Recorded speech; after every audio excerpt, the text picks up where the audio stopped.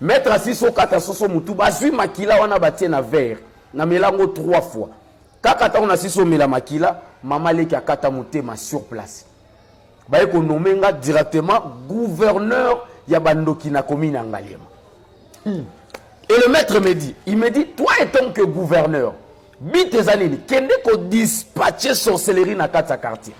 Na pesa au mettre 350 bana ya quartier Kindoki. Et là, parce que ça na pesa moi na Kindoki, moi na commis espion na biso na kati ya monde wana. Ce qui va pareil à moi na bafuta bango les 5 et les 30, moi na déjà à partir à les 20 avec ko pesa biso rapport. Il suffit qu'un mongo ya to ko envoûter malade de manière qu'il doit atteindre objectif. Alors comment est-ce que tu vas ko travailler? To se transforme en forme ibu. Il y a PCT à Poukou. Toko ya kolia bilamba atana kata garde-robe. Atana kata mal ya atana kata mal botie ba kadena. Mal ma bendo na batie kadena. Toko ta papa. Parce que tant que tu as invoqué Ngampoukou na se retrouver na kata mal. Il suffit que tu sois qui tendi ya elamba. C'est-à-dire qui tendi elamba on est en train de représenter santé na bino. Bon remarquez que quand il y a pas d'argent, il y aura pas de maladie. Oui oui. C'est comme mbongo yé to ko envoûter maladie moko songolo. C'est comme mbongo sili malade ana pe ko sila. Ne sera pas que bon atteindre ba objectivité. Mais yo ozola nanga ce qui va me mettre la mano na monde bondoki. Tala moto ezo banda kopela. Amen. Na kaboli to sala ngonde ngwana e bite taki ya ko mema pauvreté na ba famille, ko sacrifier ba famille mais un jour na pesa mwana voisine na biso mikati. Na ya na ndako wa voisine na biso wana papa. Na meka ba numéro a sorti e simbate. Na sanja ba méthode de ma vie. Oh non. Peut-être bon bah na sorcellerie. Volé kanga. N'a qu'un un sorcier dans le quartier qui était plus que moi. Alors je le fais venir. Alors quand il est venu, il n'y a pas qui va méthode de Simbate. À côté à contact d'un monde de polio rien, mystère de l'air rien, monde satellite rien, monde pandémonium rien, monde vaudou rien, monde pékin rien, monde aérien rien. Abi non non. Nous t'ont cotiqué boité. Azonge panaye. Azimi orabilo. Wato ko bimisa été. Faut total la position ni na la leli. Tu es loko nini batie pene na ye ou eso sala ke biso tout repérer ye batie liboso abandi ko invoquer pendant kazo ko invoquer tu ko mona deux makola chaussure na kata miroir et il me dit abinde na moni bo seke bango bana kindoki koleka biso yango ba transformer mona na bango na forme ya chaussure abiyo zelanga na oya apumbwe azu forma ibo apumbwa koti na claustra. De manière que Tobi Misasou mwana te mais Tobo Mayende akufa. Le maître à côté na tika libanda zela mutu akotaki. 2h30, 3h, 4, to comment kende 5h, 6h tongo kotane langa. Ba ko kanga biso tamsu ndoki, ye o ba Kongo biso bantandu to lobaka konso muntu kaki nwanina. Papa, na fongola nzela. Kuwe. Merci beaucoup. Je suis votre humble serviteur, l'évangéliste Paul Adams. Évangéliste Paul Adams a sali 14 ans dans le monde occulte. Yes. Na bandaki na sorcellerie, magie noire, magie rouge, magie jaune, magie blanche. Et na âge il y a 12 ans, il y a un sataniste. Alors, on conseille la diable même pendant 10 ans, 15 ans, 20 ans, 30 ans. So, quand on a Lucifer, tu es toujours un sataniste, magicien, mais pas comme un sataniste. Il y a pour ça la première rencontre dans un diable à l'âge de 12 ans, il y a un sataniste. Alors, qu'est-ce qui avait fait que je sois sorcier d'abord de 1? C'était en rapport avec ma naissance. Il y a un hôpital, il y a une maternité, il y a un grand-père. Alors, grand-père Azalaki représentant Yamaïkari en Afrique centrale. Quand il est mort, pendant que Bazolela, maman Botanga devant cercueil. Alors, quand on a mis devant cercueil, il y a 0 heure juste. On lui dit que Moutou a Koufi a Botamit a Keïté, mais a Zongi comme réincarnation. Et j'étais considéré comme le magicien, le sorcier, l'occultiste qui était décédé. Et c'est là où tout avait commencé. Après quelques temps, comme je suis à l'hôpital, ma soeur Nambinza Delvo, parce qu'à cette époque-là, on était à Pigeon. Yes. Alors, après, comme je suis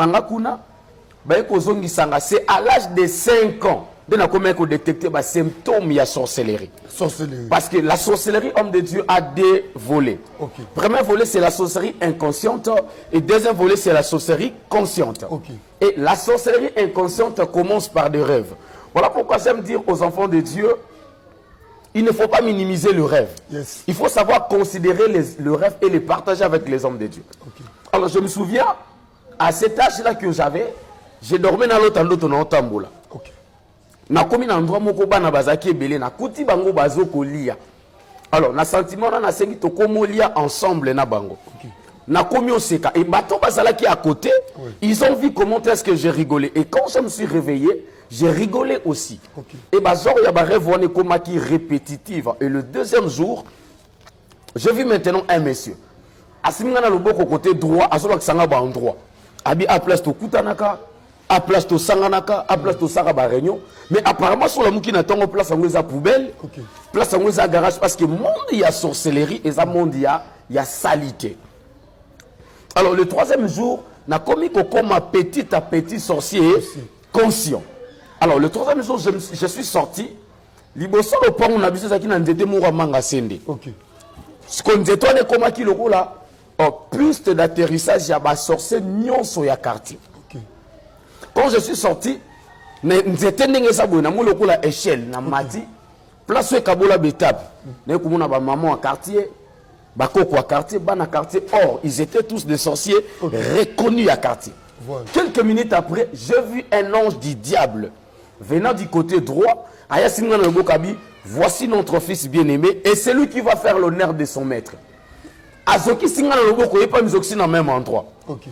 Et il m'a dit, tu peux rentrer, mais lobby au son, na même place où Tokutani.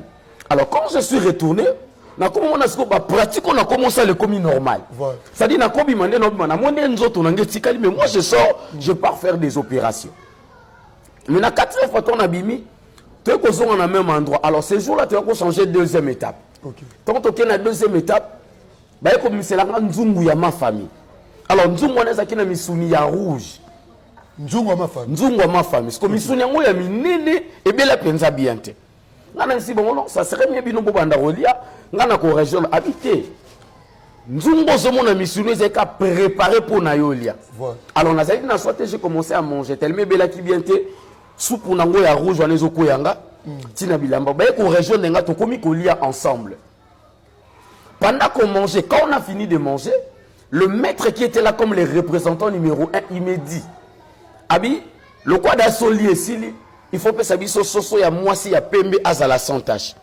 Alors moi je me souviens, bato ba ki histoire papa na biso azaki cadre a na mbuka o. C'est lui qui gérait les entreprises ya mouvance mo azaki a comment azaki seti aller. Azaki na ba société na Guadeloupe, na Gemina, na Lisala, na Yakoma, ici à Kinshasa un peu partout. Alors c'est mon père qui travaillait avec lui et c'est lui qui gérait toutes ces entreprises. Moi je voyais que Zaki Basoso, Zaki Naba Poulaye, c'était faux. Quand j'ai accepté seulement, il a coupé sa soso, le maître m'a dit pour invoquer, dans le bois qu'on a mon bali, sosa moi si il y a Pembe, homme de Dieu. Abima sans tâche. Alors chose grave, à ce miroir, à Teliboso, on a un mona. So tant m'a dit pour invoquer, n'a comme on a ndaku na biso na kata kitalatal. Maman a biso babote meka mi balé. Il y a une petite sœur. Alors sa petite sœur, elle était une femme d'affaires, mais elle restait avec nous, elle restait chez nous. Parce que tant que si Soswana a banni Kamoulaye, tout le monde est maman leki, on ne sait que le mouvement du Kolo Ambeto. A vu Mbele bando kata Sosomutu. Tango kata maman leki doit so bunda. Je peux dire à quelqu'un. Quand il y a quelque chose où ça les maranakata monde sorcellerie, tout un monde magique. On a dit nous autres comme kilo, on a dit mouvement réellement quelque chose se passe. Et je prie que même pendant que vous serez en train de dormir, que Dieu te donne la force de crier au nom de Jésus.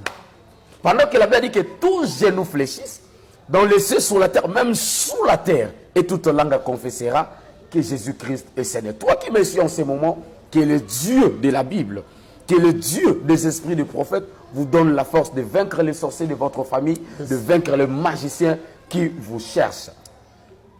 Tant que maman était comment changer, parce que le mouvement, chambre, qu'est-ce qu'il y a? Tant que croyant qu'elle est malade, je vais dans la voiture, dans l'hôpital à sanatorium. dès que bakomi na sana maître asiso kata soso mutu bazwi makila wana batie na verre na melango 3 fois kaka ta on asiso mela makila mama leki akata motema sur place ba ko nomenga directement gouverneur ya bandoki na commune ya Ngaliema.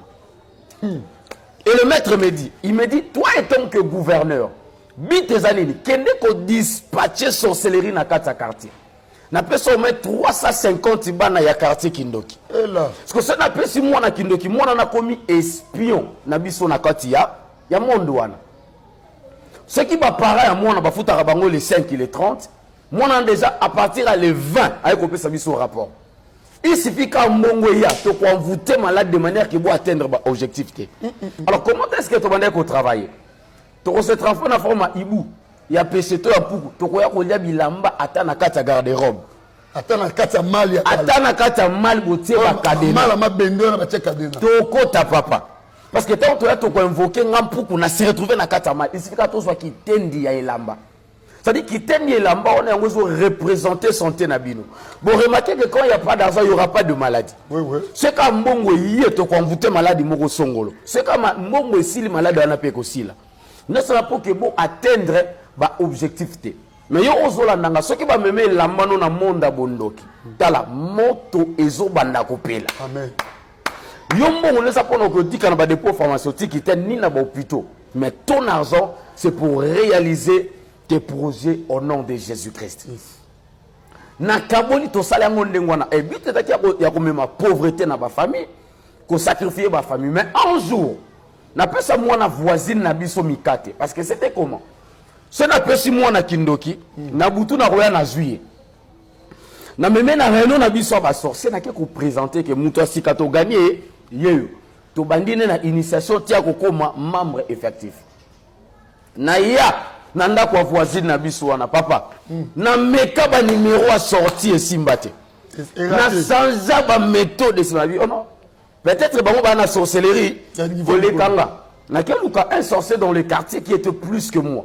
Alors je le fais venir. Alors quand il est venu il est pas meki ba méthode de simbate à côté contact dans monde de polio rien mystère de l'air rien monde satellite rien monde pandémie rien monde vaudou rien monde pékin rien monde aérienne rien abi non non nto toko tike boete azonge pa na ye azimi orabilo wato ko bimisa ete foto tala position ni na laleli tu eloko nini batie pene na ye wezo sala ke biso to repérer ye atie liboso abandi ko invoquer pendant kazo ko invoquer to ko mona deux makola chaussure na kata miroir et il me dit abinde na moni bese ke bango bana kindoki koleka biso yango ba transformer mona na bango na forme ya chaussure. Abiyo zelanga na oya apumbwe azu forma ibo apumbwa koti na claustra de manière que tobi misasu mwana te mais tobo mayende akufa le maître akotinga na tika libanda zela mutu akotaki 2h30 3h 4 tokomo kende 5h 6h tongo rotane langa ba ko kanga biso tamsu ndoki ye oba kongo biso bantandu tolobaka konso muntu kaki nwanina papa na fongola nzela coué siko to na kimi vers 6h30 to yoke pas solution batu bazolela ce qui veut dire que nenga kotaki akangami akokyo bimate ko tonzo to tikali ya pamba na tongo akomie bembe bon siko to batie corne na morgue pendant les préparatifs de ces obsèques te ko sangana bandoki ya quartier na banganga quartier ba marabout ba magicien to ba collègue na biso sorcier akufina na nini to bandi ko reprendre histoire de to ko mona que mwana na saki na Kindoki ko le kabiso te et ko sala que un jour ba para mona na ba ke église pasteur na ba zote ala ta chaussure eliama vraiment chaussure efongwama papa maman on a terre makala s'il vous plaît mon bali naza chômeur fonctionnaire à l'état. Alors qu'est-ce qui s'est passé basomba chaussure ba ke ko offrir na pasteur pasteur assemblé là bango mayami sezo kita Jésus pour en limiter que na niveau vie wana ba ko somber les chaussures. Alors pendant que tu es ko luka to bo mamwa no le to mona mwana to mona deux makola chaussure o ba paro bo faki na pasteur. C'est pour dire que offrande et gangaka offrande et lobaka. Que Dieu vous bénisse. Merci beaucoup peuple. Vraiment nzambe pambolo makasi na témoignage au kitoko Vraiment, la question de la boye, na tout l'état que Moussa l'a pose la première partie. Bon, Nanyango, na ndenga sorcellerie, ndengo évolué, ndengo bandaki, tout ça. Alors, question de la boye. Na monde j'entends que vous fonction gouverneur, na ndenga okomaki ndoki conscient. Siko yo ovanisa maki na département nini, à part ki gouverneur, ko pesa bala kindoki. Fonction nini ça tape ça ka vraiment particulier au bandé ko kende ko rendre rapport dans monde des ténèbres. Très bien. Moi étant sorcier, le quoi gouverneur fonction na nazaki na bango d'abord la première des choses to bandé ko contrôler quartier autozalaki. Na avenue quartier. Na avenue c'est-à-dire na quartier na biso muto akopamba ma rozalaki. Même na avenue. Na avenue na biso mwana mwasi akobala rozalate. Jeune garçon aussi si classe diplôme ko polelo na ndaku. C'est-à-dire, mission to c'est le quoi bas sorcier. C'est-à-dire, na rien na biso mutako évoluer. Papa, regardez, il y a des quartiers pareils. Il y a des avenues. Oyo kalisola diplôme te. Ma solo mabala et beta ma ora Naomi ba senta qui Gisèle pe ba engrosser. Donc, j'aime comme le rôle il y a compétition. Mais je prie toi qui me suis en ce moment. T'as la tika à partir à l'élo. Nzamba peso pouvoir l'ikola quartier nabino. S'il y avait des sorciers qui contrôlaient votre quartier, à partir d'aujourd'hui, c'est toi qui vas contrôler votre quartier. Si nous lisons du Somme chapitre 91, verset 1, aujourd'hui 5e verset, 7e verset. La Bible dit ceci, que celui qui demeure sous l'abri du Très-Haut repose à l'ombre du Tout-Puissant. Tu ne craindras ni le terreur de la nuit, ni la flèche qui vole de jour, ni la peste qui marche dans les ténèbres, et ni la contagion qui frappe en plein midi.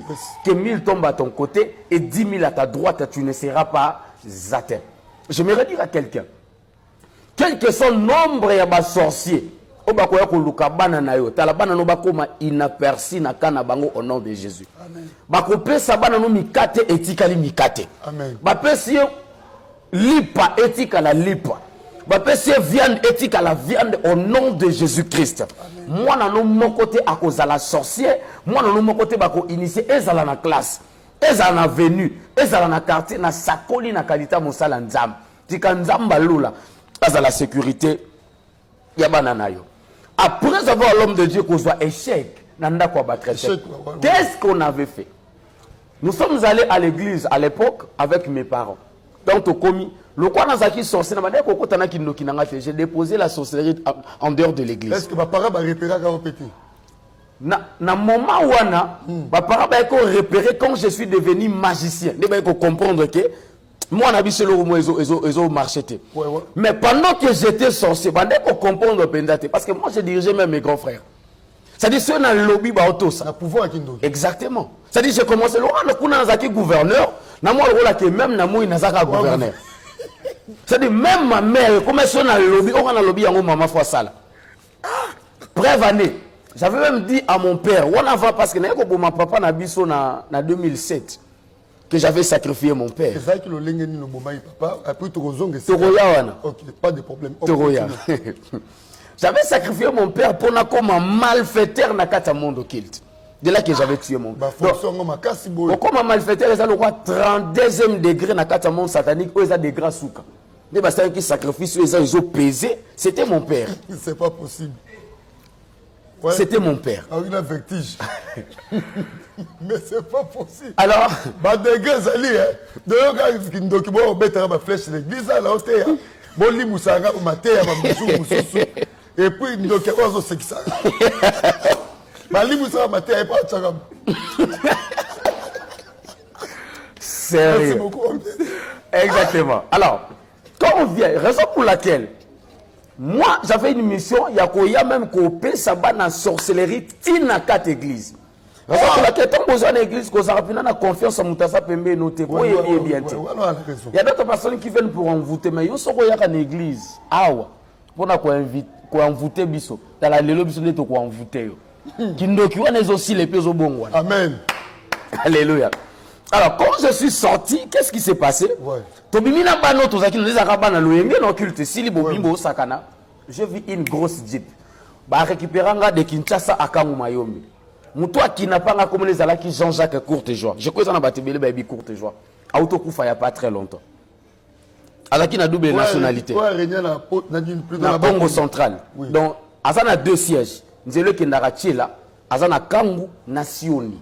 Sioni, oui. Voilà. Alors tango meminga kuna ba para ana kitsa ba mais moi na to mimi kilt moi na akiwa vertige ba komo lukanga.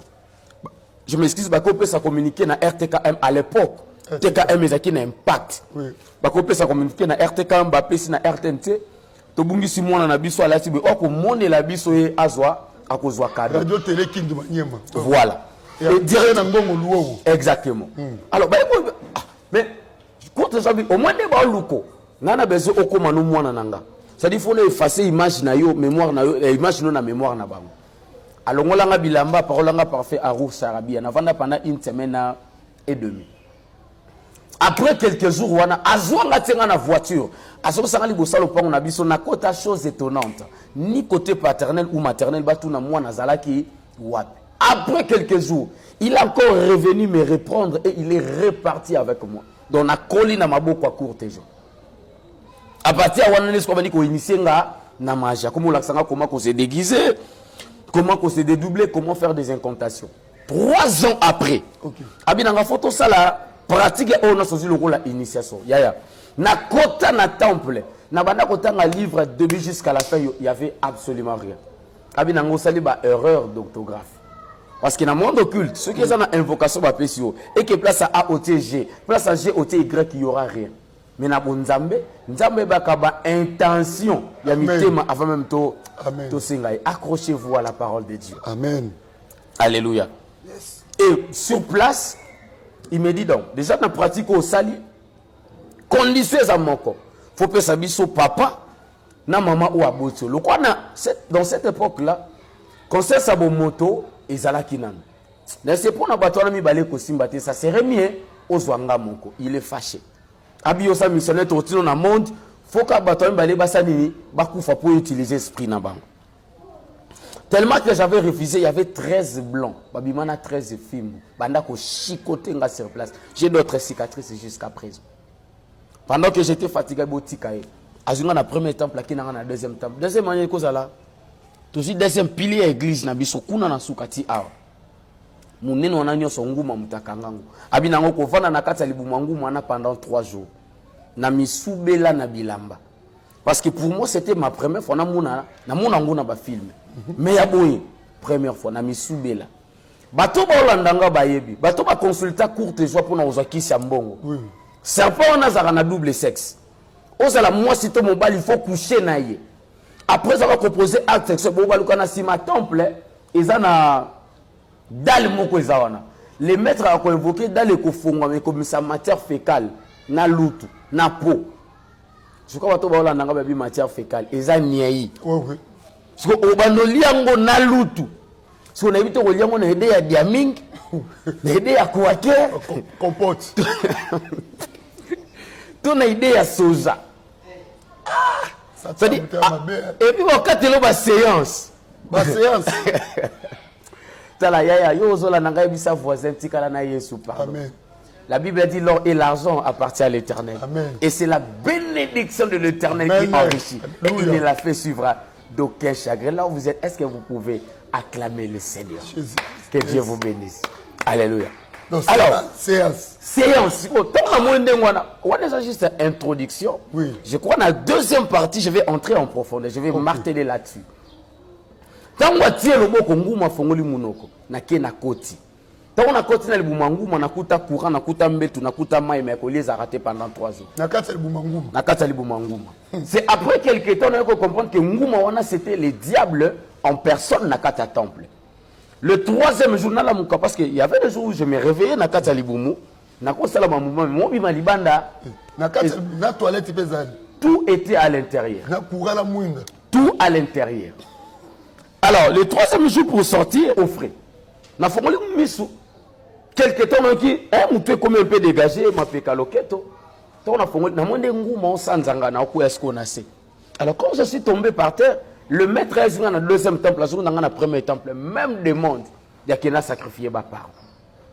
Le quoi force c'est aïe parce que je ne mangeais pas pendant ces 3 jours.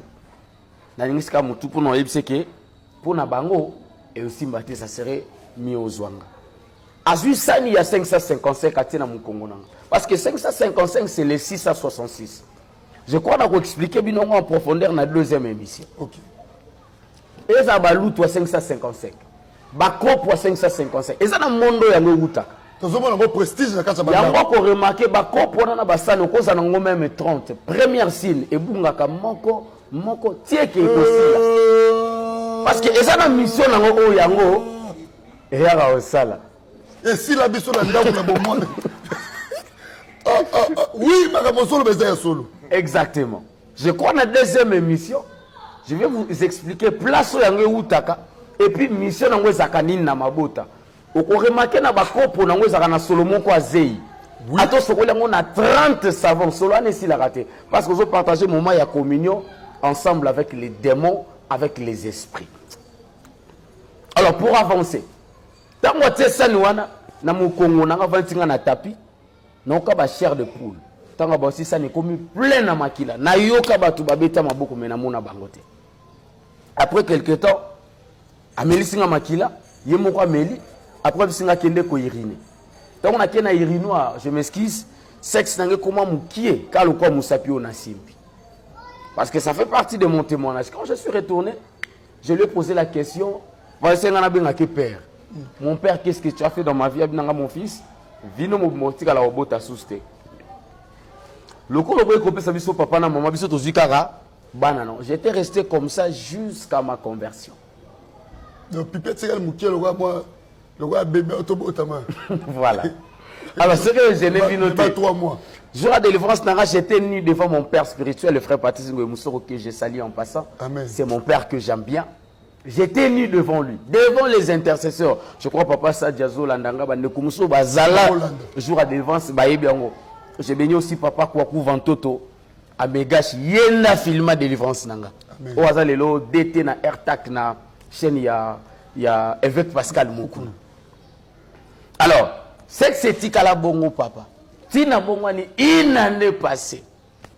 Papa, tu as combien de consoler non frère, tu vas te marier.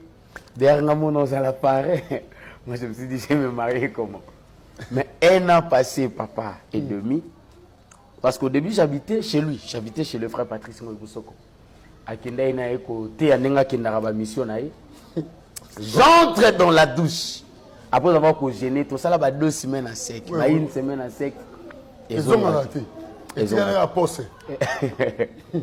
Mais après, j'entre dans la douche un bon matin. Je regarde,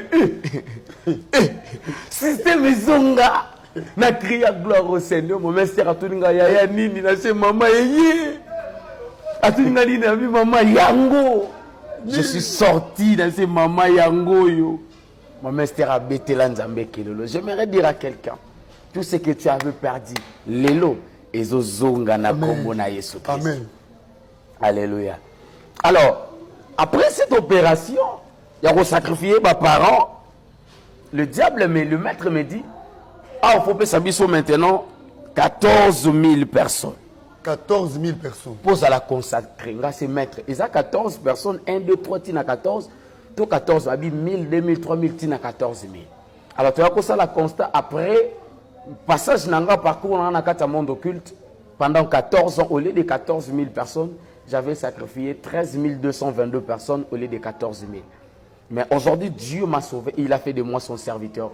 La Bible dit que notre Dieu, il change le mal en bien. En bien. Ouais. Et il m'a dit, pour mieux tuer, il faut que nous salle la cour, il y a magie rouge. Magie rouge, na salle qui formation en Afrique du Sud. Tu l'as Congo central, tu y es en Kinshasa, tu as une démarche normale. Nandenga Bomoto. Tu as un avion en Afrique du Sud. Après, tu as à Johannesburg, Pretoria, Pretoria, tu es à Cape Town. Bato ba kenda Cape Town et ba ebiesa na ngoma moku de zawa mangenge na biswa. Il y a beaucoup de gens qui vont là-bas pour aller consulter les diables. Okay. Et j'avais fait une année. Après une année, de moi appelle la fruit ça la fruit a confirmé wana. Ah OK.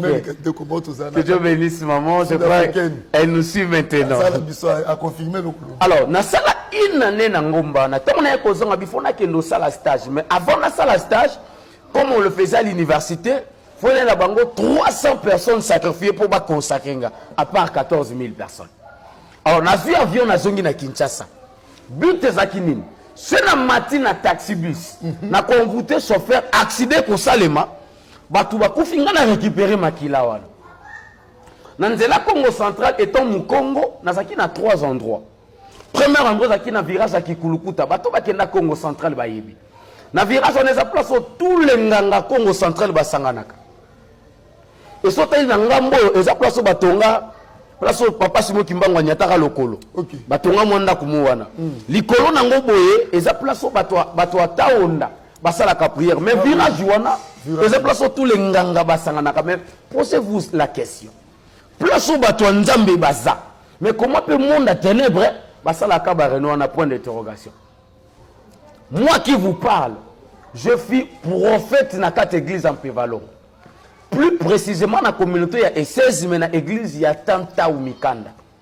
Il y a des enfants que j'ai formés dans cette Pévalon. Le prophète Seda Outokoufa il n'y a pas longtemps. Oui, oui. Bazaki Banonga na formé dans cette magie. Le prophète Giscard, Bazebele, na moko Outokoufa sous le prophète Atou Kimbango. Bazebele na Selemba wa Oyonga na formé Bazaki Banananga na cette magie. Bazese ba continue libulu moto ezopela. Je vais vous expliquer na be monsieur Koya. Et na Pévalon to bande cotiser eau de sirène. Eau de sirène eza mayo to bande ko somba na ba morgue. Ce qui ba sokoli corps a muto mse bembe to ko zwa mai wana to bande ko collaborer na ba sentinelle. To ko zwa mai wana to ye nango na église. To ko sangisa ngo na mai ya nkamba. Yango to komisa ngo mai ya Lusambulu. To komisa ngo mai ya Lunyakusu. Yango to ko bwa kela bino. Yango pe to ko melisa bino. Alors, mingi ba olanda biso ba melama ya bibembe sans le savoir. Mais na série ya émission to sala en direct. Mai oyo mela wana oko sanzango na kombo na Yesu Masi. Amen. Amen. Alléluia. Que Dieu vous bénisse. Alors, deuxième endroit. Et na rayon wana na virage wana bangango wana ko sala réunion représentant na bango numéro 1. OK. Comme on est à la Kinkaka Malakasa. Kanka Malakasa. Yami Balenkaka Zefu. Il y a Misatu Mandona Senga, il y a 4 Madia, il y a 5 Suka Basuka. Alors, et Bangangana c'est dans cette il y aura beaucoup d'accidents. Deuxième endroit, Ezaki na pont ya Bango. Deuxième endroit, na pont ya Bango. Troisième endroit, na pont Maréchal. Bango, j'ai eu à sacrifier au moins 299 personnes. Et tu as mutu moko. Pour na kokisa 300 personnes. Bon, na bimoko na kozwa même na Kinshasa. Na kozwa taxi na zongi na Kinshasa. OK. Quand je suis arrivé à Kinshasa, na matin na taxi bis moko na bossa na raté, il y avait une jeune fille, elle peut avoir 13 à 14 à 15 à 16 ans si je ne me trompe pas. OK.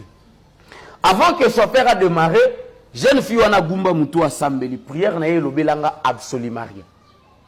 Chauffeur a démarré to bande okende. OK. Na lukana envoûté chauffeur accident Salem. Même le chauffeur commençait à dégager l'onction. Même bateau bazaki à côté, c'est-à-dire toute la voiture dégageait l'onction de Dieu. Na luka ba moyen na cet accident et simbate. Na côté contact na monde de polio est raté. Mystère de l'air est raté. Monde vaudou est raté. Monde pékin, ce qu'on a comme yoka moto na nzoto. Na gangi na FC chauffeur papa kiti sanga muno kendela na moni. Ndoka lokuta muno kendela na mona qui était parce que véritable chrétien azaki na kata mutuka papa. No minimizaki prière. Place au biso ba chrétien toza. Faut banganga bandoki ba magicien ba koma mal à l'aise. Amen. Alléluia. Raison pour laquelle toi qui me suis, même si on va dans le pango moko na bateau ba lukela ko liwa. Tala ba ko senga préavis mais ba non na garantie. Bato balukela ko liwa ezala za baer na bino akotika lopango akendo futela tikele bino parcelle. Parce que plus au biso ba nzambe toza, il faut to bana ko dominer sur les sorciers. Amen. Alléluia. Est-ce que quelqu'un me comprend? Amen. Que Dieu vous bénisse abondamment. Yes. Alléluia. Alors, pendant que tu as raté place au chrétien, parce que le comme sangezani. Oyo kamuta kiminda ko ko la l'église, est-ce papa au mikolo nandako bania au moyen temps. Je me pose tout non de quoi ça peut tout non yo nani on aime kolo, tout non question. Vraiment. Yo nani on aime kolo. Pendant que la Bible dit dans le livre de Luc chapitre 10 verset 19, voici je vous ai donné le pouvoir de marcher sur le serpent, sur les scorpions et sur toute la puissance de l'ennemi et que rien ne pourra vous nuire. Vous nuire. À cause il y a présence, il y a chrétien moko Et ça dit que mission dans ça qui bouleversé. Et raison pour laquelle j'ai dit à quelqu'un na année autoza. Na moi autoza na monde occulte il y a le sacrifice et ça les marques. Mais avant le sacrifice, ils ont déjà un calendrier na liste. Calendrier to tsaka date liste to tie combo. C'est-à-dire c'est da combo les qui déjà na liste. Ba na date moko yo okufa. Je déclare la vie au nom de Jésus. Amen. Ya yo okufa liwa banganga te. Okufa pe liwa ya ba magicien te. Et tant que na kombo na talatika confusion ba côté la bango au nom de Jésus. Amen. Place aux akando ngozolo ba mène, toi tu es comme David. Tu ne mourras pas, tu vivras au nom de Jésus-Christ. Et toi tu ne mourras pas avant l'accomplissement de la promesse de Dieu dans ta vie. Tellement qu'il y a des choses qui n'a pas na zonga. Pendant que je rentrais parce que télé et ça minute. Poto banda ko chite. Na bi fona que ko ta rapport. Pendant que je partais Nanzela vers Tchango. Et avant, d'abord ça, je vais vous lire un verset. Jacques chapitre 4, verset 13 à 15. C'est pour dire à quelqu'un que même quand tu montes dans une voiture, donc d'abord à prier avant de partir. La Bible dit dans Jacques chapitre 4, verset 13 à 15, à vous maintenant qui dites aujourd'hui ou demain, nous irons dans telle ville, nous y passerons une année, nous trafiquerons et nous gagnerons. Yes. Vous qui ne savez pas qu'est-ce qui arrivera demain, car qu'est-ce que votre vie? Vous êtes une vapeur qui paraît pour un peu de temps et qui ensuite disparaît. Vous devrez dire au contraire, si Dieu le veut, nous vivrons et nous ferons ceci ou cela. C'est-à-dire, si tu vis, ce n'est que par la grâce de Dieu. Combien de fois kenda lufu zonga, obimi okeyo zongi, même tout ça qui kara lelo, na ko sala accident na ko kufa. Ce qui veut dire que toi, tu as la promesse de Dieu. Le fils de la promesse ne meurt jamais. Et je partais vers Ndjili. Pour nous avions na zonga Afrique du Sud na kende ko continuer na pe sa rapport. Na taxi na matin qui nazaki kota portière. Il y avait une maman qui était au milieu. Alors pourquoi kita fonga na on kita pour ya sanini akita. Homme de Dieu. Tant on a quitté, la maman zaki na mwana bébé na maboko. Abi papa, simbelanga mwana na bongisa liputa. Na sa mutema na lobi que la gloire soit rendue au diable. Tant on a vu mwana, na zongisi pour soit pas mbanga na tikali na esprit. Na ye kokende na mwana kokufa. Je crois que deuxième partie, je vais vous parler sur la montagne de Mangengenge. Des places dans la dernière stage. Abonnez-vous pour ne pas manquer nos prochaines vidéos. Que le Seigneur vous bénisse. Amen.